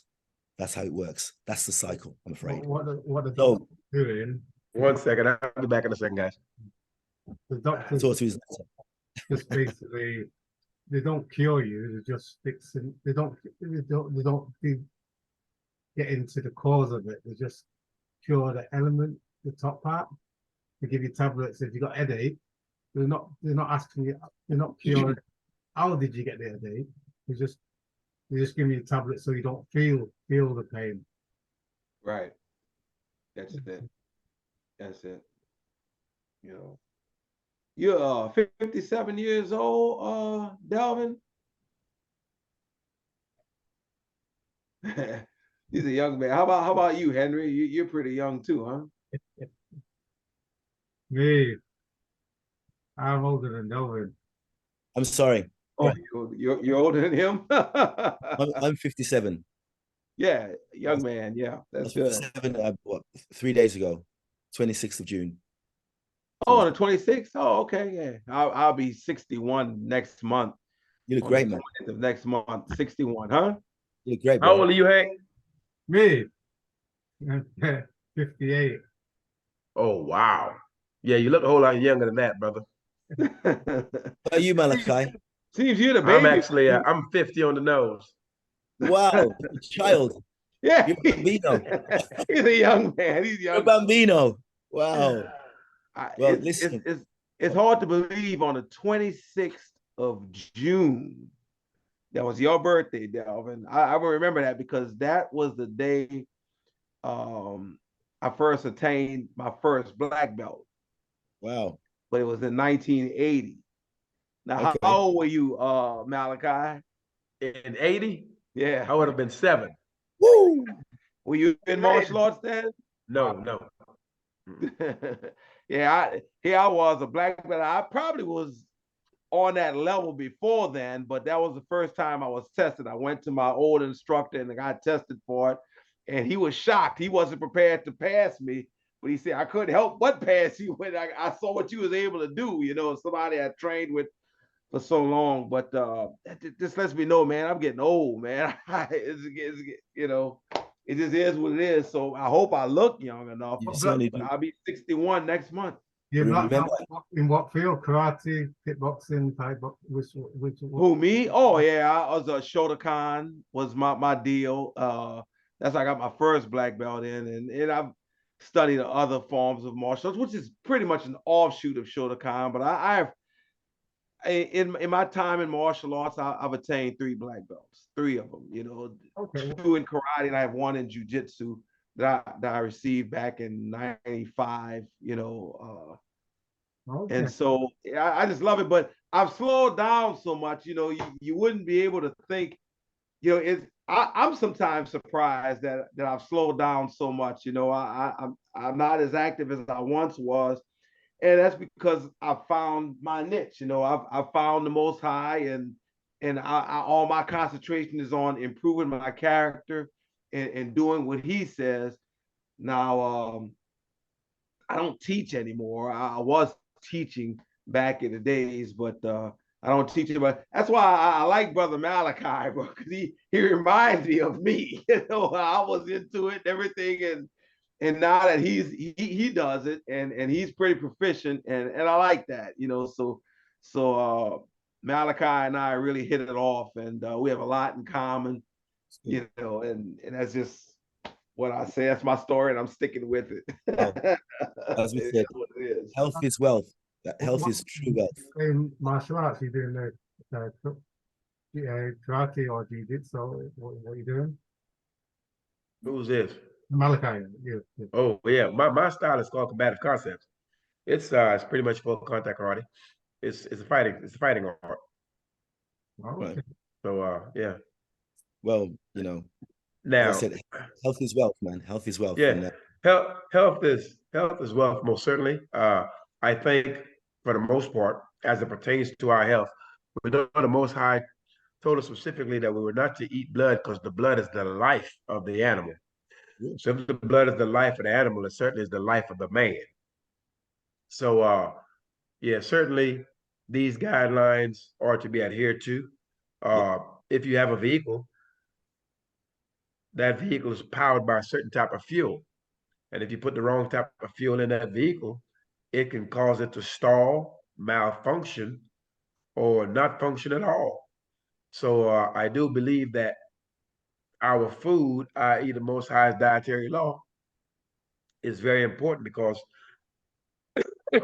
it's funny that Delvin got on the fitness and the health aspect, but I sat down with a doctor that was taking care of my wife here last week. And this is a European man, by the way. He was like a breath of fresh air.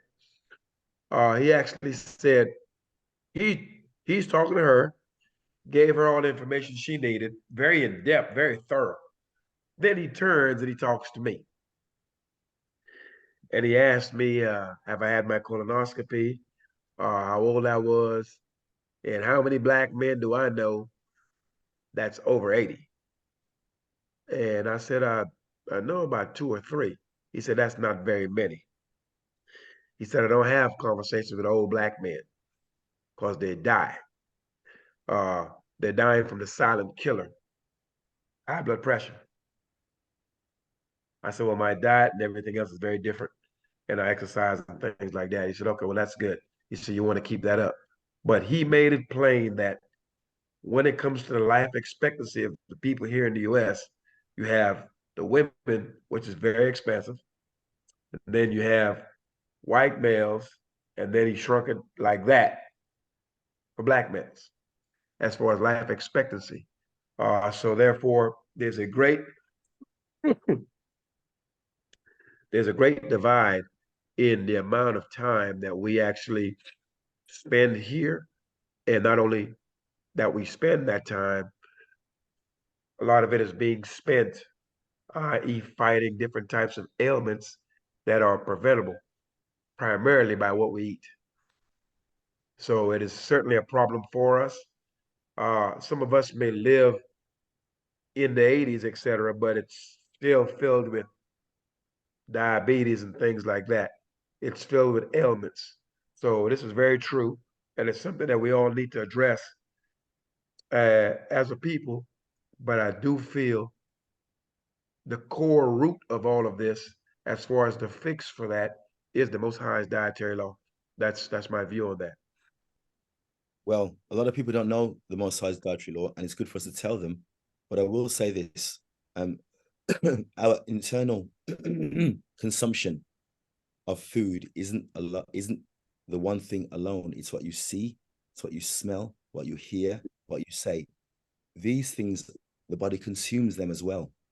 That's part of vibration that I'm talking about. So the one aspect of the blood alone being its own life force, it isn't just that. That can be also coupled with what you see, who you mix with, what you smell, the whole wellness system. It isn't just the food, it's much more, and especially we melanated people, the sun again is our food. We got to keep that alive. It's good to go to a hot country for a while and get some of that sunshine. And when it comes out here in the UK, I'm always out in it as much as I can. There's sometimes I'm sitting in my house and it's beautiful outside and I should go outside, but I'll go out there when I can. But that feeling of the sun on your face and your bones, your joints have a thing called synovial fluid. Okay, the sun helps make that fluid icky, so the bones don't grind and the muscles can be more fluid and they can work more, it can move more. So things like arthritis doesn't set in, into your fingers and your joints. So there's lots of things that we can do to help ourselves. But the one thing we can't do, which just does age us, is being stagnant. That's what ages us. And what ages us as well is when doctors tell us that our expectancy is not much over 80. That ages you as well. And that also makes you accept that that is fact, when really and truly it can easily be. 1 second, guys. It can easily be extended when you do these things that I'm saying. When melanated people, our muscle and bone density is more than other races. Okay, we got stronger bones, we got bigger, stronger muscles, more definition. We're not meant to be here sitting down like this in the same position all the time. We're not meant to be like that. We're meant to do a bit more than that, and how much more you do is down to you and your time. But that, I feel, helps you extend your life.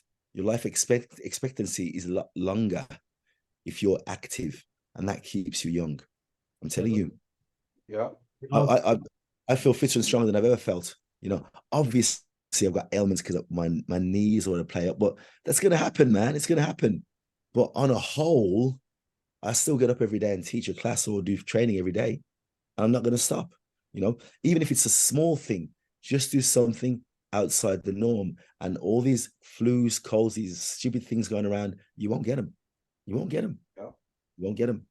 I agree. I think you're right. If you don't do what I say, you're going to get them and expect it and say, oh, my friend's got a cold as well. And, oh, it's what's going around right now. Oh, Georgia's got a cold. So, I'll probably caught it off Georgia. Forget all that rubbish.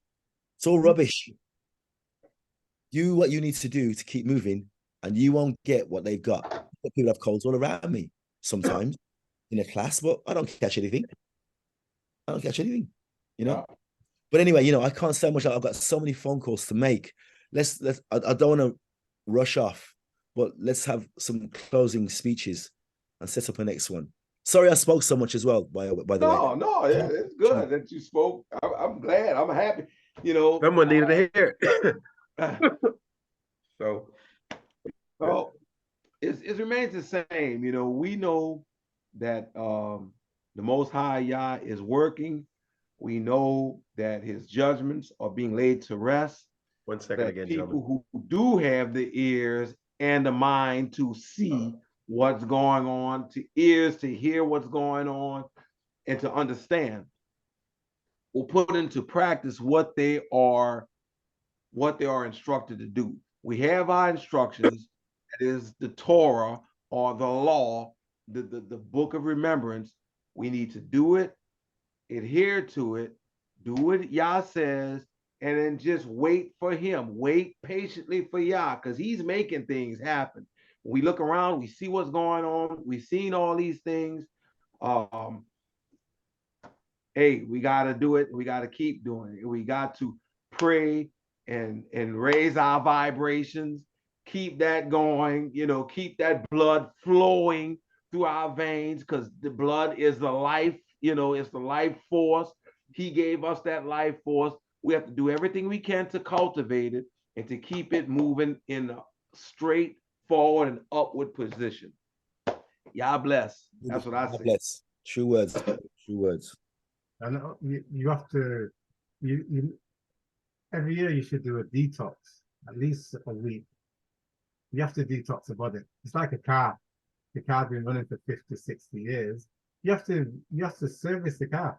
Otherwise, the car's going to break down. That's the same as the body. You need to detox. Maybe do a liquid detox, you know, or like a raw food detox. You just eating salad and nothing cooked. You know, a week. Even fast. Even fast. Yeah, about fast. half a day. You have to. Just have and again, you know. I when I fasted, man, I was shredded. My physique, you know, the Black Panther. I look like the Black Panther in his outfit. I was like, wow. But you know, I'm not saying that will happen for everyone. I do fitness every day, you know, not humongous degrees of it, just a small amount every day because I have to. It's part of me. But when I come down, when I'm relaxing in my home, I rest. You know, I allow my body to recover, and then I'm ready the next day. You know, and that balance again, it's all down to discernment. You know, I ain't outside running up and down, doing things that I don't have to do and meeting unnecessary people. I'm not going to do all those things. I don't advise that at all because a lot of them things bring your vibration down. It doesn't serve you any good purpose. So, I mean, my advice, as you rightly said, raise the vibration and just help who you can and take the most like everywhere you go, put him first every time. Yeah. We need to stay healthy for the end times of points. You better believe it. You better. And You better keep it together. You may need to fight. And you may need to fight. People that's in most high, time's running out. You may put it in front of us. We have to protect ourselves. So, you know, trying to keep that health and strength together is important. I think so anyway. You need it, but you never know when you need it to fight. No, it's true. It's funny. Even when I pack, because I just come back from Turkey. I've been to Turkey about 3 times or 4 times actually since I saw you guys last. Maybe even 4 times. I've been to Turkey since I saw you guys last. And even when I go to Turkey, I always put enough things in my suitcase whereby I'll have clothes there or shoes or footwear if I get into a fight. But I know I'm telling you, every time I'll put some shoes or boots, even if they're into a hot country, why are you taking your boots?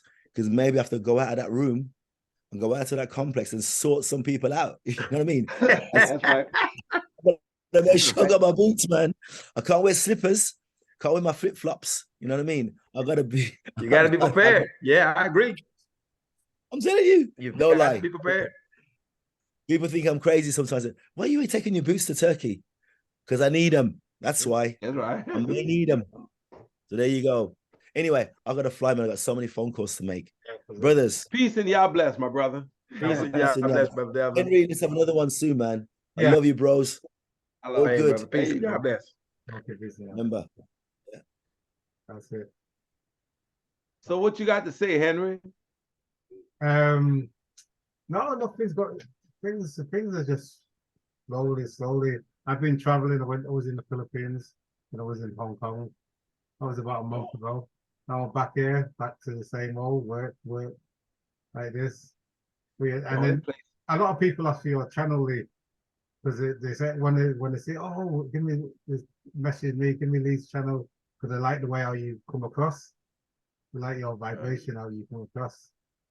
You know, that's good. I mean, I tell you what, I haven't done a video like a lesson in quite some time, and man, things are very different when I'm not doing that, Brother Manai. You know what I mean? Yeah. It's been months since I've actually sat down and have done a lesson, and I need to get back to that quickly. So as I I'm able to speak now, I can put a few sentences together without coughing. You know what I mean? As I get stronger, I get better. I can't wait to get back to that because though I know for sure it's been 4 months easy, if not more, since I've actually done an actual lesson. but still the count of the people that are subscribed to the channel has not fallen, and that's because there's a zero entertainment value there. Those who go there are not coming there for any kind of foolishness or to be entertained, because the minute you start being entertained, you leave. So there's a value there that keeps them there, though I have not done a lesson in easily 4 months. And I can't wait to get back to it. Well, that'd be good when you do. And keep promoting the Most High, because I'm telling you, it's going. we're just waiting to see, and as long as we stay humble and committed to Him, everything is going to be fine for us. You just can't fall off the wagon. I've read in the book of remembrance so many times that we've gotten away from what Yah says. I've read just recently before I went to work, which is early in the morning. I read Jeremiah chapter 2 and verse 19, which I thought was pretty good, where Yah says to us that wickedness is going to teach us, and our own ways will correct us, and that we are going to see that it is evil and bitter to forsake Yah of hosts and to not have the proper fear of Yah of hosts. And that's it, man. I mean, and that's true, because it is evil and bitter. When we look around this earth and we see what's happening, keep in mind, why is it happening? It's happening because we disobeyed the Creator. Had we stuck to the agreement that we made with Him, it wouldn't be all this stuff, all this sorrows and stuff in the earth, because we would have obeyed Him, and we would be responsible for teaching the other nations about Yah. But we didn't keep Him first, so therefore everything else is befalling us, and we have to understand that. That's why it's happening. And we have to get back to the Creator and keeping the laws that we agreed to do, because make no mistake about it, we agreed to do it.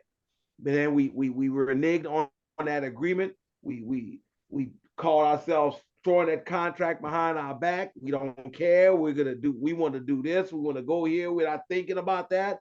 And that's what's happening on the earth right now. But it's because of us.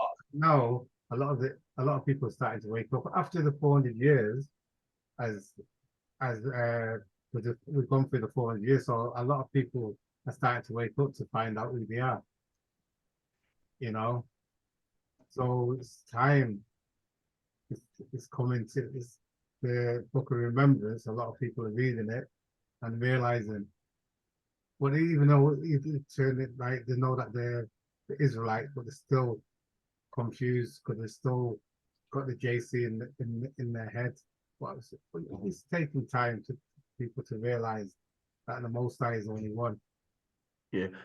I still think, like I said, Hank, these other camps and these other guys teaching this JC stuff, I think it's easy for people to gravitate to that because it's very similar to what they have known. It just has a few extras in it. You kind of see what I'm saying? And like the other nations, our people are not too keen about some punishment. When you start going into the book of remembrance, when you start doing wrong, you're going to get your head busted. And folks don't like that result. They want to get it to where I can do wrong, keep doing wrong, ask forgiveness for doing wrong, and go back to doing some wrong. And the Most High doesn't work that way. So when they see that He is very austere, they don't want that. Oh, the God of the Old Testament is a mean old God and all this other nonsense you'll hear some of them say. They want to be able to be free from punishment. They want their cake. They want their cake and eat it, basically. Yeah, I mean, they don't want to be punished and to be to be held to a standard. that being the law. So they gravitate to the fact that there is no standard, there is no law, there's no rules by which I have to adhere by. I can just do what I want. It's easier for them to digest that. And they're saying like JC died for them, but no man can Yeah. die for you. He said when people read the book of remembrance, say the father cannot die for the son, the father cannot die for the son, and neither can the son can die for the father. Every man will die. No sense. Yeah. And but a lot of people, once again, a lot of that just comes down to the fact that's why us doing what we're doing here, and the other Israelite brothers across the earth who are putting forth videos, it's causing our people to go do something that they normally don't do or have not done. And that's simply to read the book. And that's something that people need to understand. You know, you can't rely on somebody telling you what to do. You know, I don't know of any person who ever bought a house. For example, if you ever bought a house, there was an agreement. You had to read the agreement.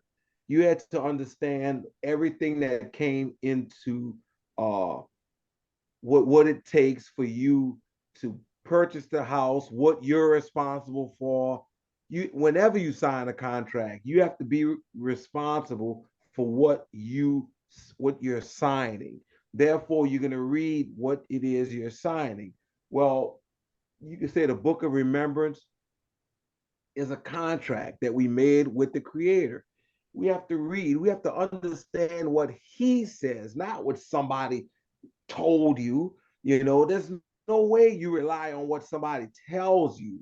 You read the book for yourself, understand it for yourself. Then that way you know when somebody's pulling your leg, when someone comes around and say, oh, well, you know, this. Wait a minute, that's not what I read. You know, wait a minute, hold on, wait, where's that coming from? You Paul have said to this. read the book. Oh yeah, you know, you have to read the book for yourself. There's just no other way. There could be no other way. And Henry, I think this channel also, I think some people or a lot of people have actually will tune in to hear these discussions, and there's benefit to it. I think so because so many of them, or so many of us, there's not a bunch of people in our immediate vicinity that adheres to the Most High's law. So the fact that we can at least have this medium to where we can reach out to each other across seas and across nations, across cities, etc., it allows us to actually magnify the Most High's law in that manner. Because if I step outside of my house, I mean, I know one man in this whole city that keeps the law besides me. Well, of the people that I know, let me clarify that. So I mean, we're few and far in between. And that's funny because I'm down here in New Orleans and I don't know anybody outside of my house that keeps it. I mean that just straight keeps it. You know, maybe my son, you know, but I don't know so many people. Anybody doing it. That's why it says it's only a quarter of the Israelites are going to go back to the land. And out what's that, Tip? Only because you know the book, it says that only a quarter of the Israelites are going to get saved, and plus the stranger, as you know, they.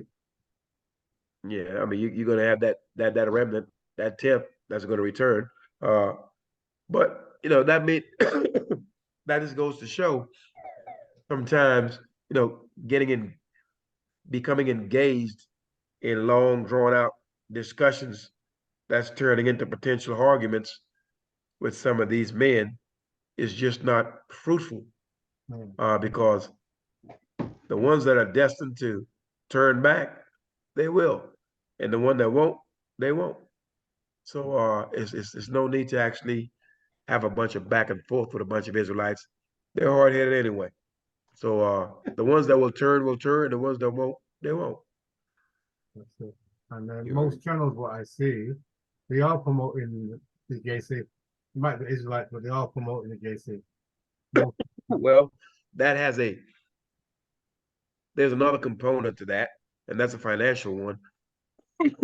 the JC promotion allows them to benefit financially.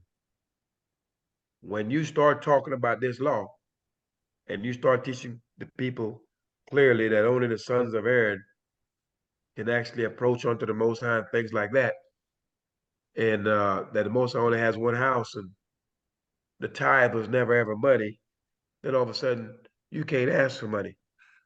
So most men that are doing this are doing it for financial gain, not to edify the people of the Most High and to turn and to have the people turn their hearts back onto the Most High and His law, statutes, judgments, and precepts. They're not doing it for that. They're doing it for money. So the JC concept, people can easily cling to the law, statutes, judgments, and precepts. It makes sense. We can easily cling to it, but the thing is, like I said, a lot of our men, they're out to make money, and they don't care if they have to lead a few people astray or lead a few people astray in the process. So it takes a caring individual to say, look, this is to magnify the Most High's law, statutes, judgments, precepts, not for my own gain, not for any type of financial gain, not to be done for any money. I'm simply going to present this information to you that you may sit down in your home, read it, and consider it carefully. There's no back and forth. That's the good thing about YouTube. You can put up the videos, and the people who are seeking after the Most High, they'll come to those videos, and they get to sit down at home and read and listen in the quiet of their own home, in the comforts of their own home. There's no back and forth with you and them. In their heart, it's going to be just them and the Most High alone, and that's exactly what they need.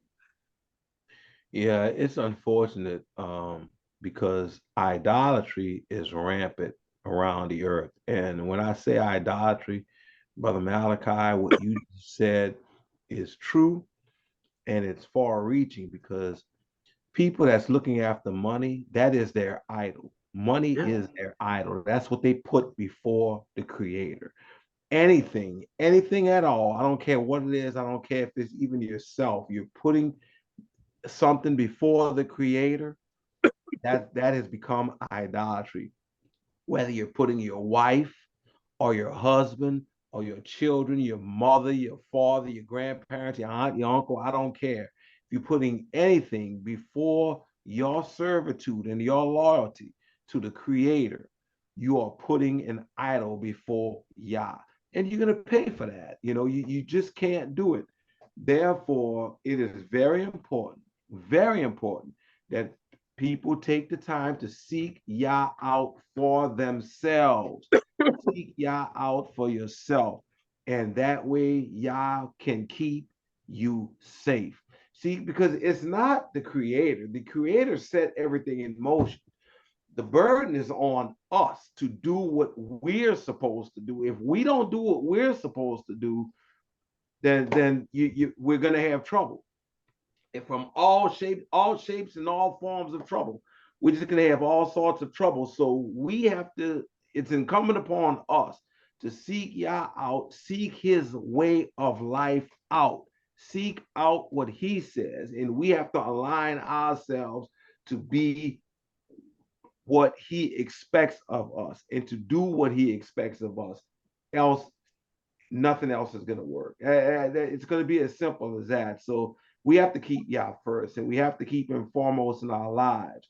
But we have to keep him first. We can't have an idol set up in our heart. If we don't see something in the book, if we're reading it and we still don't see it, there's something up. Ask Yah, why can't I see it? Humbly ask the Creator, why can't I see it?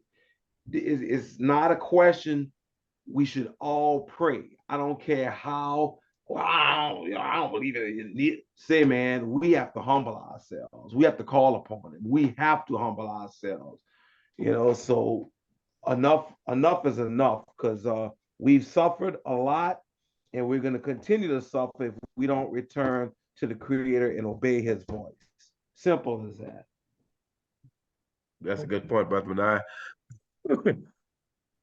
I add this, I still feel as though it will be as in times past. Many of us will not humble ourselves to do it.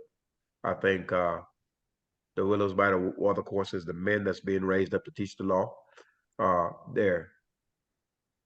I want to say, as I look around YouTube, that I'm seeing more and more of our brothers do this, which means they're reaching more and more people as far as the, excuse me, as far as the Torah only brothers are teaching the Most High's law, statutes, judgments, precepts.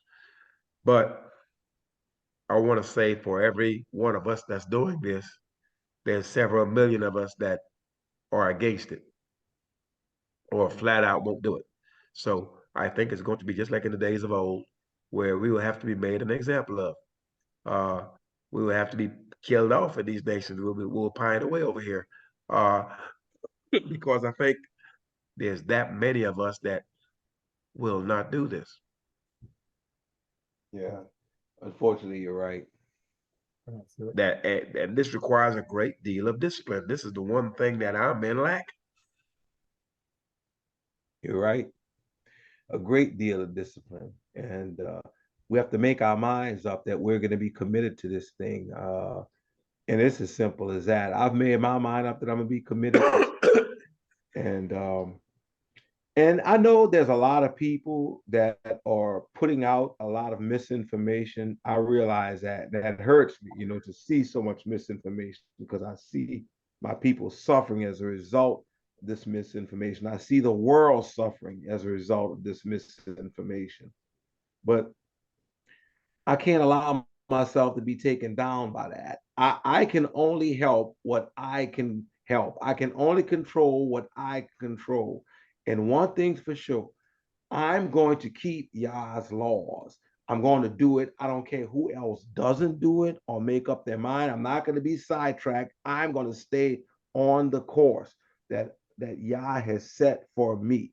And I can't be worried about anybody else. I mean, I love you, but hey man, I can't rock with you. I can't roll with you. I got to do what Yah says.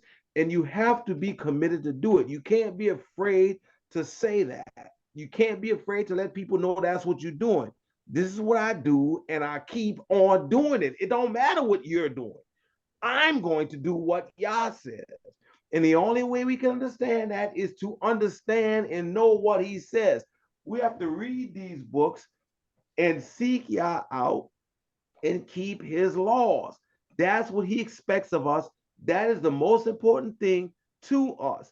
Now, we can learn about nuclear physics if that's what you want to learn about. You can learn about microbiology or anything else you want to know, but you better make sure the first thing you know is to keep Yah's laws, because that's the first thing. That is our responsibility.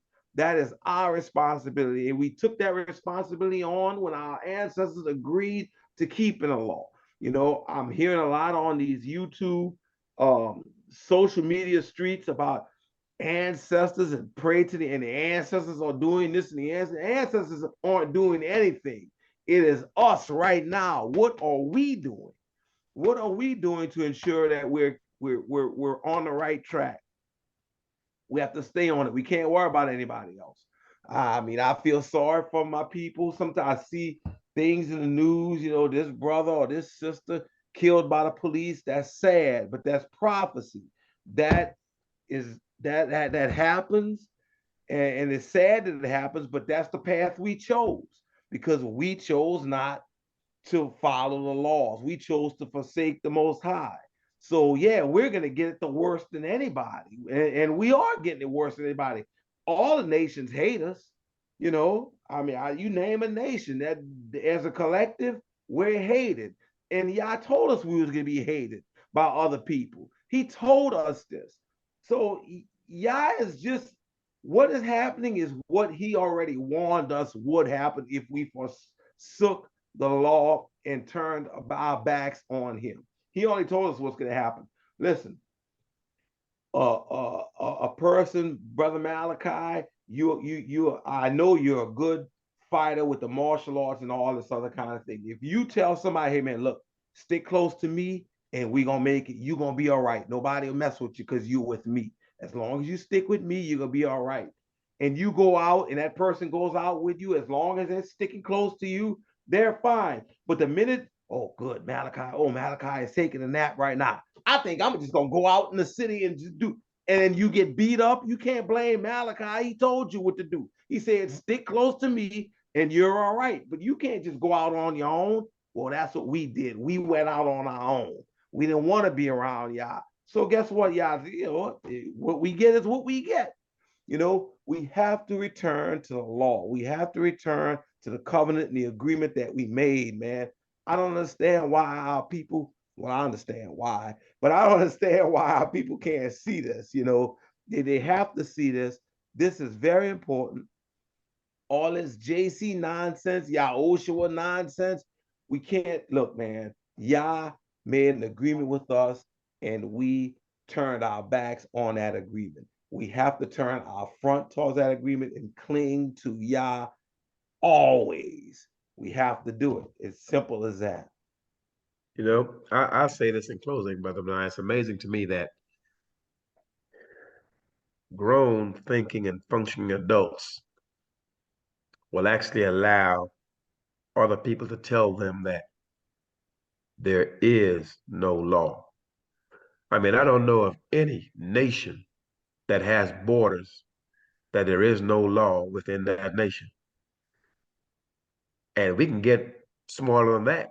In every household, there's some type of rules in every house. So if nations have laws that you have to abide by, and the average house have some laws by which the parents will actually put upon the children for them to adhere to, they would think that the Creator would make this whole entire earth, all these people in it, and say, you know what? Do what you want. Have a free for all. There's no boundaries here. Just do what you feel like doing. And there are no consequences. There ain't no repercussions. Just go ahead and just have a free for all. That there is no law. This is just, for anyone to even believe that, you ought to know that that's just silly and false. Just the concept of that. But this is what they hold on to. So I think I have a video up that I've done a while back entitled Teach Them What We Want Them to Learn and Know. So the only way that these people, our people and the nations will know that what they have taken a hold of as falsehood is going to take the men of Israel doing their jobs. And that's standing up and teaching the people what the people need to learn and know. Yep. They will learn it no other way. You're right. You're right. So that's all I got. I say, right. I loved this session. I want to thank you, brothers, for inviting me once again. I hope that the words that I spoke is beneficial to you. I hope that it was magnifying the Creator, because that's my intentions, to magnify the Creator. Ain't about me.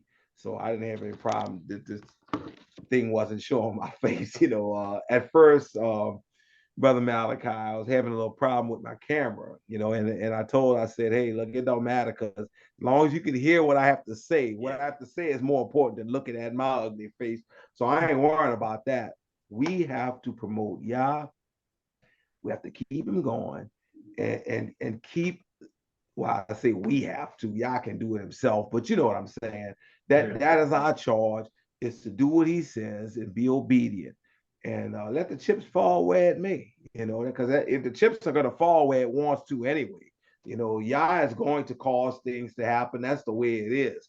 I'm just a witness. I'm just a witness and a participant in his laws and commandments. I either make a choice, choose to obey or not to obey. I've chosen to obey and to follow him, and that's it. You know, and Brother Henry, thank you very much for allowing me to come on. Brother Malachi, thank you very much. Continue, be strong, and keep praising the Most High. Keep on keeping up with his laws. Keep it up. Learn, study, pray, and most of all, do those laws as Yahweh says to do them. That's it. Yeah, brother, that's well said, Brother Hank. Thank you for having us once again. Brother Benaiah, always a pleasure, as you know. Certainly, we know that these videos and these sit downs are helping our people. It allows them to actually hear from men who are actually doing the law, and to know that we care enough to reach out to them, because, like I said earlier, that is chances are where they are, there's no one else that's doing the law. So therefore, it's great. The Most High's words will strengthen them. And as we continue to reiterate that which we know, it strengthens us as well. And this is the way by which the house of Israel uh, becomes one stick. That's it. Okay, so we have to do it again. One more Zoom again soon. It shouldn't be. Yeah, I'm off for 10. I'm off for 10 days. So if we can get the other guys and see what's going on in their parts of the world. I've got 10 days off to where I'm going to actually just I like to heal up and get better, but it's hard to do that when I'm on the golf course where all the pollen is on the golf course. So, Yeah, you gotta enjoy so, yourself. but yeah, over the next 10 days, our brother Hank, I know Brother Benaiah is off on some Fridays, on some Fridays. So we'll sit down and do this again.